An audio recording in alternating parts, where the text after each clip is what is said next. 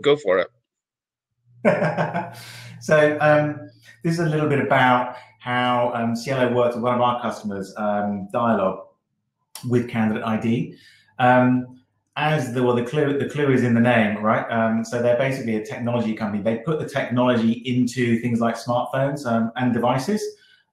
Really cool company. Not necessarily, unless you're in that space, you may not have heard of them, which is one, I suppose, small opportunity as a recruitment challenge. But generally, they don't have problems hiring because of the nature of the work they do, the highly innovative technical business. But there was an interesting rhythm to what they do, which is basically that they get busy when a manufacturer requires a whole lot of new materials.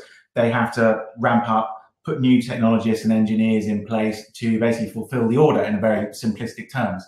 So what they observed and noticed was that they would have sort of peaks and troughs in hiring, and often it's the repeat roles. So they were going out sourcing advertising for the same kind of roles each time. Let's say, for example, every 7-8 months, there's a hiring campaign.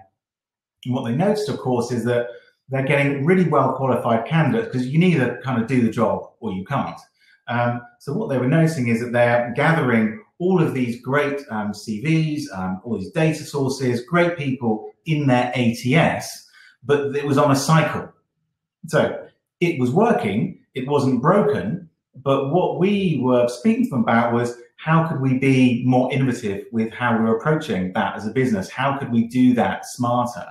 And I think the opportunity also there, and I think why I'm particularly excited about this for the ANZ market as well, is thinking actually the challenge they have is that a legacy ATS isn't a sort of searchable, useful piece of kit in some respects, in that they had this data, but they couldn't do much with it. So the opportunity was to think about how could we be more innovative? How could we really drill into that data and make sure that we're speaking to the right people at the right time, rather than just riding these peaks and crests of activity.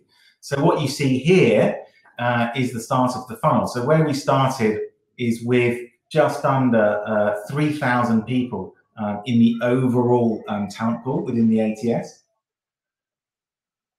And then what we did over a 4-week period, which is running up to the red line you can see there, is actually start to drill down into the marketing. And actually what we're starting to do here is, just as Adam's talked about, is the scoring mechanism. So what you can see is the funnel getting narrower and narrower as we qualify and cut down people who are moving towards being hire ready.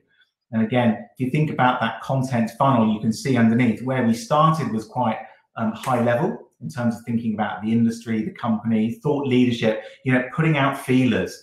Who might be interested when our hiring is about to come into play? And as people engage, the content gets more meaningful, it's more laden with career drivers and more sort of hooks and calls to action. So you see the numbers went down quite radically, down to 500. And then people are starting to be what we termed as meaningfully active. So we're more into like the company culture, the team. We're starting to get people excited and again, checking for their engagement and starting to qualify them down. We ended up in the 300s. And at this red line, this is really when our recruiters started to step in. So this is the Cielo recruiters on behalf of Dialog, actually starting to engage real-time, face-to-face, getting people booked into interviews. And so it was up to 300 over a 4-week period. And then for the rest of the period, so it was only a 6-week period, you can see we took it down to 15 hires.